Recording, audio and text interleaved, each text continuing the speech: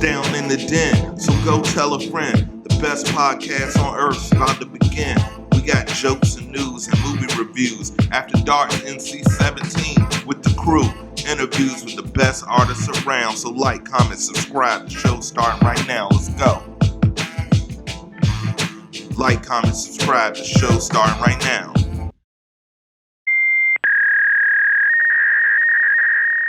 Welcome to Down in the Den. It's your boy, Mr. Marz Entertainment. And joining me here in the den is an uber talented artist, my guy, Jordan Huez. Jordan, welcome to the den. How are you doing today, brother? I'm doing great, man. It's an honor to be here. I appreciate you for having me. Just feeling blessed to be alive and be making music, man. Man, that's the dream, literally living the dream, be alive and making music. That is the dream. So I'm glad that you're here, that we can have you down in the den. So I'm super stoked for this one. So there is a tradition here on the den. We begin every single interview the exact same way. I'm a big nerd. I grew up reading every single comic book you can put in front of me. And one thing that was consistent, every hero, every villain, they always have an origin story, something that triggered them, be it a radioactive bug bite or whatever it may be, something that triggered them and made them into who they are. So what is your origin? How did you find your superpower, which is making music? Well, I love this question too. It actually all started with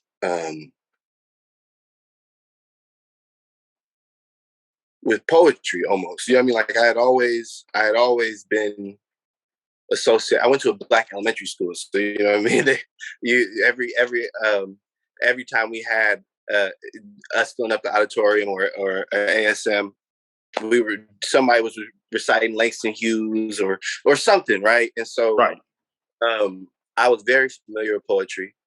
Obviously, I'm Black. You know what I mean? I come from a Black family. We're all listening to hip hop. My brother's listening to Kanye West. I was in middle school. And I'm listening to absolute garbage. You know what I mean? And so I remember that transition where all of a sudden my brother, we're in the car, right? We're driving, we're I don't know where we're going. And he says, he's playing Kendrick Lamar. And I'm like, dude, like, who? Right? I'm like, who is this? You know, like whatever your older brother says, you're into. But like I'm a little questionable, right? And so he's like, "This is Kendrick." He just said like, and they asked me why I barely smoke now. Imagine if your first blunt had you foaming at the mouth.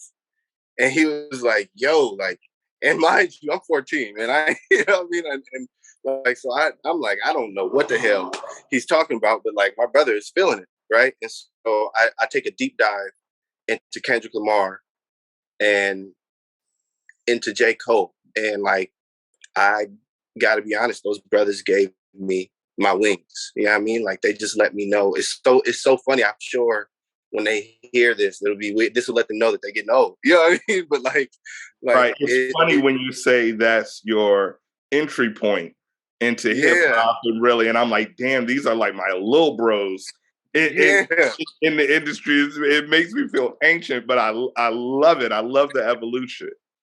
No, yeah, they let me know that Black boys could fly. Yeah, I mean, and that it don't got to be at the cost of our life or at the cost of our livelihood or we can be powerful because my mom has been a teacher for 25 years. My dad graduated from law school and chose not to be a lawyer because he wanted to do freedom work and has worked with incarcerated folks. And like, so I've always been close to revolution work. Right. And so when those two aligned, right, where I'm listening to this track and in the only class that has my interests, we're learning about our people. We're learning about bodies on the floor. Right.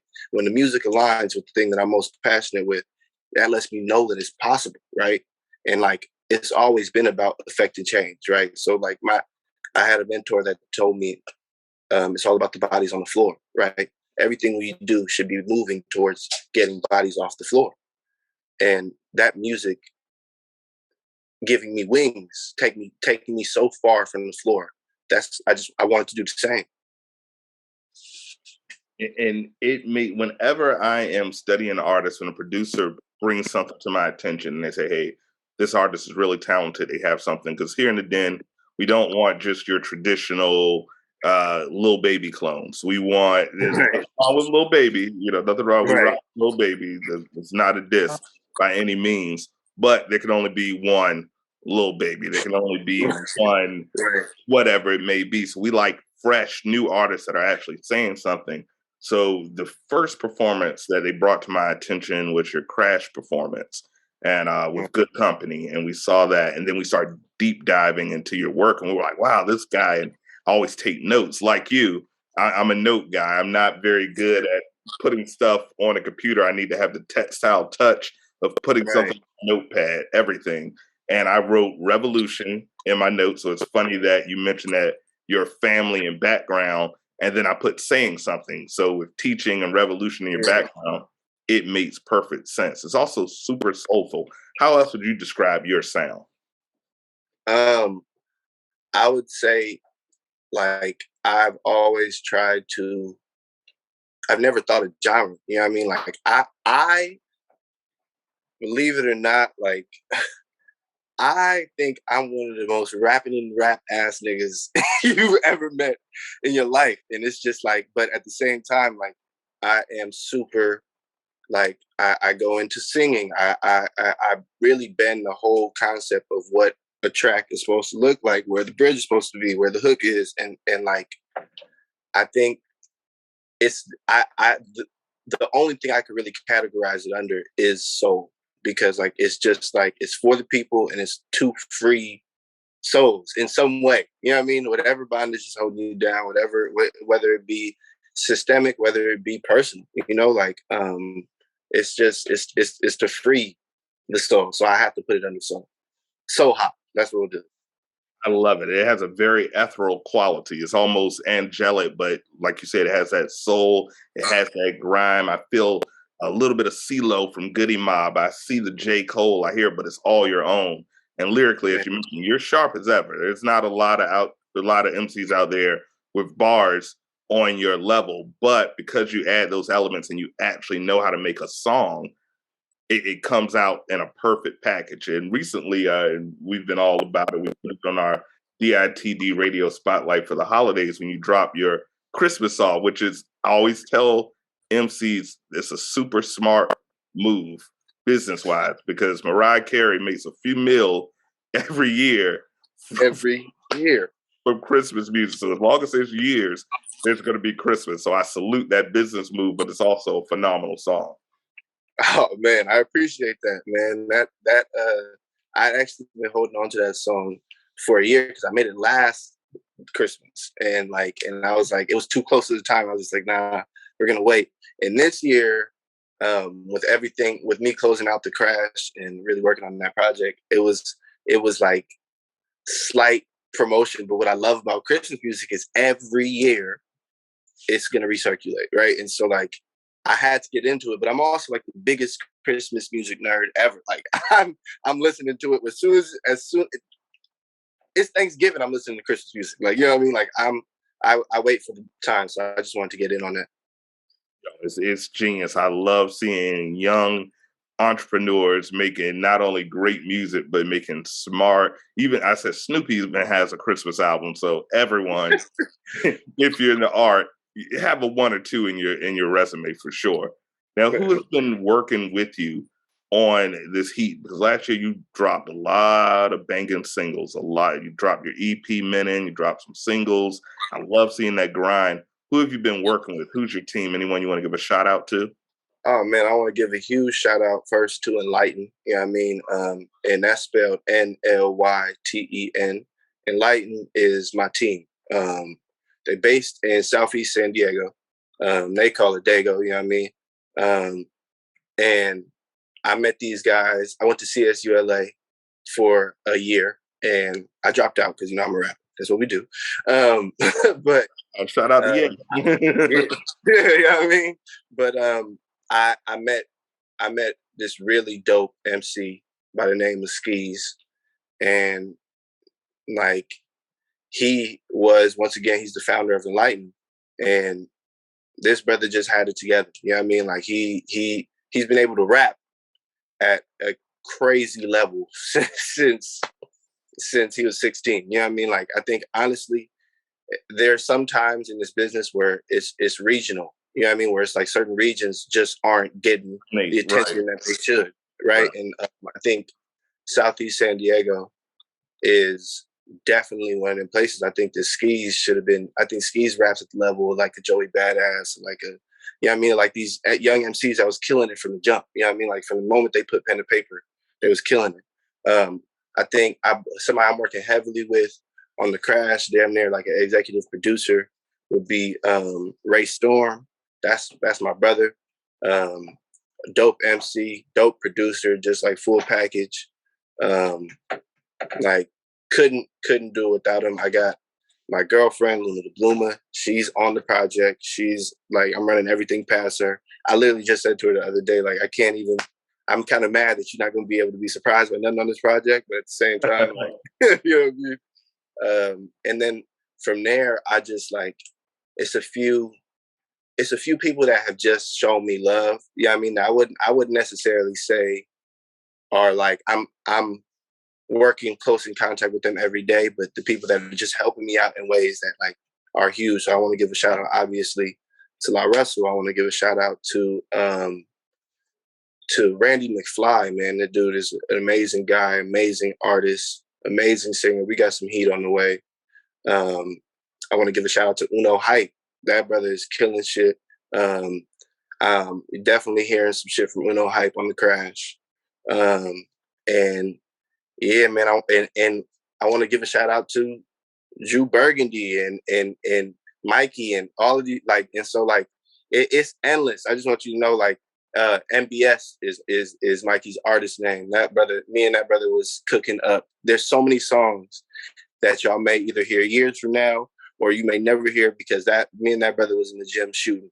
You know what I mean? We talk La Russell, my brother, he talks about 10,000 shots. You know what I mean? That's the guy I was in the gym with, putting them shots up with for sure. Just like I was in that brother's dorm at St. Mary's, just cooking up and just working, just getting better. And so like shout out to all those people. And there's many more that I probably didn't think of, but y'all know who you are. And my team is enormous and amazing. And my mama, woo! Oh, my mama. Please don't forget mom. Mom, dude. My mama is hey. My mom last is like, but not least, most certainly. Definitely like the biggest. You got to imagine, like, I'm a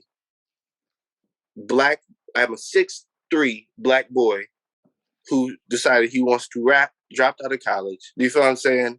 And is just making a way. Do you feel what I'm saying? And my mom, at every turn, has never met me with judgment. She's always met me with open arms and has always pushed me. And that's not a lot of our stories.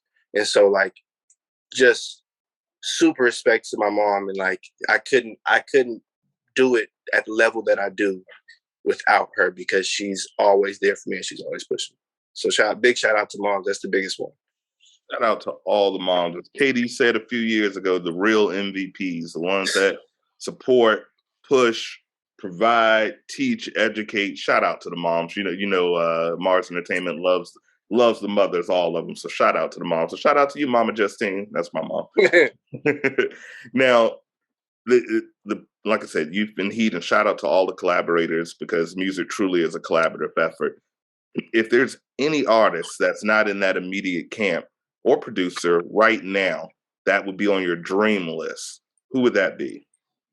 On my dream list, I really want to work, obviously, with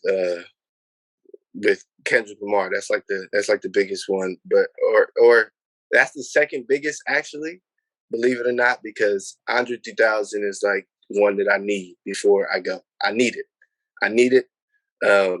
Bro is like that man. I'm talking like I am a 3000 baby. I was watching Class of 3000. I study all the music, like this, what this man does with cadence, what he does with rhyme scheme, what he does with metaphor, everything. He's just on point. You know what I mean? And so like, I need that. As far as production. Who do like? I really want to work with Monty Booker. I really, I think a dream would come true. Also, I'm like old school, but like Timberland, Pharrell, like you know what I mean, like these Oh are. my God! I almost choked when you said old school Timberland and Pharrell. Brother, you made me feel 700 years old. But Because no, like you're right. You are right. That is old school. But that's my city. I'm from the 757. So man, I actually know some people that went to high school with Pharrell, and of course, Timberland is right from Virginia Beach, where I'm currently located. So that's my city. man, shout out to those guys, man. They like, and it's a lot more. I had to go back, you know what I mean? Because like there, it's not. I'm not the type. No, I'm not at the point anymore where I throw shade at what's circulating now. Because I think that like people have taste and people and there's a lane for everybody, and most of these people are black men. So I'm done throwing shade in that way. But I do think that like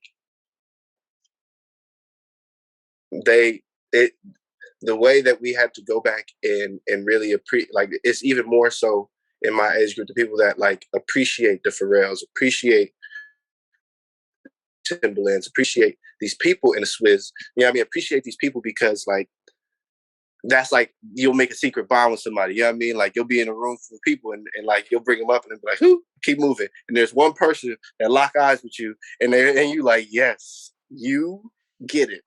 All right." You know what I mean? And so like it's also helped in a lot of ways just to even they have helped me in a lot of ways without even knowing me or having anything to do with me, just because in the recognition of their game. You know what I mean? In the recognition of the way that they. Hello, I'm sorry. No, I just got. you back. You back. I hear you, Chris. Okay. But no, you're absolutely right. And I think the Versus is really showing people that you had these MCs like your Jada, who's in his mid 40s. Mm-hmm. You have your Swiss, who's in his mid 40s, Timberland, mid 40s. And they get on these stage and they make a lot of these young cats look ridiculous. Yeah. And you have to remember that's the golden age of hip hop for a reason. So Yeah. if you're in hip hop, and I look at hip hop like a competitive sport, and I consider myself the Shannon Sharp of hip hop, if you will, Skip. And, and so being a historian, you have to see why these people are icons and pillars and learn from that and build from that. So artists like yourself, artists like Ola Russell, artists like a K-Dot who know, what came before, you can tell in their music because their foundation is on a solid foundation instead of just money, cash, hoes, no pun intended, because Jay's an icon too, but you have to evolve. Yeah. No, I think a lot of people are. I think that it's tough. You know what I mean? I think that there's a lane for everyone. I think that is a crowded one. I think that I would argue that you got to put even more shots up in that lane just because there's so many people doing it. You have to really be excelling in a different way to be an artist that stands the test of time, And so I think that in the music that I make, I think that it's also like I without a doubt do everything I do for the people, but also in doing it, I have found that like this music tends to stand the test of time more often. You know what I mean? When we're talking about things that represent our realities, like I'm in the Bay Area, which is one of the most conscious, like on the streets at least. You know what I mean? Like it's one of the conscious capitals of the world, right? Is what some people say is and where a lot of freedom thinkers are, and our music doesn't always tend to represent that, right? Or at least what is highly promoted, right? I know a bunch of dope MCs out here that are crazy with theory and crazy with metaphors and crazy with actual content. You know what I mean? But they don't get the shine that they deserve. And so, I think that it's a longer game, but it's more worth it. Like, we all know each other because we all play in that game. You know what I mean? So when time comes, one of us blows, right? We are all a step closer. And I've always looked at it that way. That's the key to longevity. Unfortunately, if you make the music just for the money in the music industry, you've already set yourself up for failure because most artists will let you know the music gets you the exposure. It's other creative ways that you're going to have to make your money in the music industry because it's not designed to really make the artist, especially if you're on a major label. So if you weren't crafting this incredible art that you've been doing, what do you think you would be doing? What element would you be in or gravitate to if you weren't making music right now? If I wasn't making music, I would probably be heavily like involved in some organization that's actually in the like not just in the streets for being in the streets sake, but actually like taking stands to disrupt what we have going on. Because I pay close attention to not necessarily the news, but what's happening in the world. And I think that I've always wanted to disrupt the powers that be, and so I found that music is the best means to do so because everybody hears it. You know what I mean? As long as you do it correctly. So I think that if I wasn't making music, I would be in some way the next best way, which probably I'd be making film then. You know what I mean? Because like I have to speak to these realities in a way that is effective, that can reach the masses, right? And not even as if I'm the savior, but just more so to push that conversation, right? In the same way that Pac said, like, I may not change the world, but I will spark the mind that will, right? We got to keep sparking that mind, right? I know, like, Pac sparked my mind. I don't know if I am the flame or if I am if I'm just passing that spark on, but I'm gonna try to do as much as I can. That answer. I love that answer. And the revolution needs a soundtrack. And I'm telling you, you're right on your way, brother. You are right on your way. But we can't end any interview without a little game. We always have a little bit of fun here in the den. So we got to get you your den mate stamp. We got to make you official like a referee with a whistle. We got to give you your stamp. So the game that you drew, the game that we'll be playing to get you your official den mate stamp is this, that, or I plead the fifth. So we're going to give you a few choices and we need you to pick one. Which one do you prefer? If it's too spicy for you, if you don't want to be on tape, given that answer, just say I plead the fifth. All right. All right. So your first, this, that, or I plead the fifth. Performing or creating?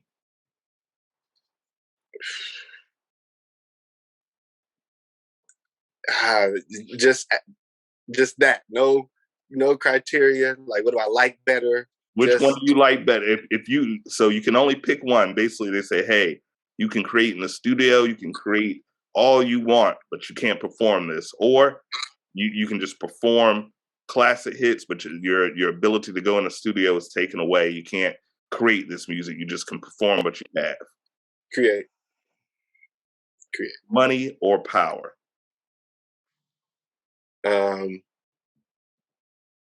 Power. J. Cole or Kendrick? I'm gonna be spited for this, but Kendrick. That's it. That's it. You got it, man. You didn't have to plead the fifth one time. That's 100. You know what I mean? That's 100. I thought I had some spicy ones, but you got it, man. I love it. I love it. I ain't backing down from nothing, man. I love it, man. I love that raw integrity and honestly, I love it. Jordan, you are dope, brother. You are dope. You're extremely talented. I want all of the friends of the den to go into your titles, go into your Spotify's, go into your Apple playlist, go wherever music is streamed. I want you to type in his name. I want you to stream everything he has. Go to his social media. Tell him you saw him on Down in the Den. Tell him Marz sent you and that you love what he's doing because he's super dope. You know I'm batting 1,000 with everyone I recommend. Jordan, you've earned the floor. Let the den mates know. Let the friends of the den know where they can find you, your social media, and what they can look forward to you in 2022. Thank you, man. Thank you for the kind words. Um, so social media handle is Jordan Huez 13. Huez is spelled Huez. So it's Jordan Huez 13. As far as projects I have ahead, I got one that I've been working on now, I would say for 2 to 3 years. The Crash is coming. I have Mene out right now. A lot of people don't know this. I'll announce it here. Mene was actually outtakes from The Crash, and that did pretty well. So, I think that you guys are really going to like what I got coming. It's Crash season. I'm trying to shift the culture where we at. I'm trying to change the face of music. This is my this is me giving my all. So I would really appreciate it if y'all just check it out. If you like it, you know what I mean, even better. But if you listen at all, you greatly appreciate it. Please stream it when it's ready. This man has been working on it. Menon, as he mentioned, is phenomenal. It's 3 perfect tracks, and it's rare that you see that. So if that's the outtakes, I can only imagine what you have in store. And I love that little double entendre. He said Crash, and he's shifting the culture. Y'all didn't even catch that. Y'all didn't even catch it. Y'all didn't even catch it. Y'all not ready. Y'all not ready. But anyway, as always, Jordan, thank you so much. We're so gracious for having you here in the Den, man. Nothing but love and support. We'll always support your projects. You'll continue to see us promoting you with whatever you do. You're always welcome here, home in the Den. Anytime you want to talk music, you want to talk hip hop, you want to promote anything, the invitation's always open. You got my number. Likewise, brother. Thank you, man. I really appreciate the opportunity again. Absolutely. Well, guys, thank you so much for tuning in to another phenomenal episode of Down in the Den.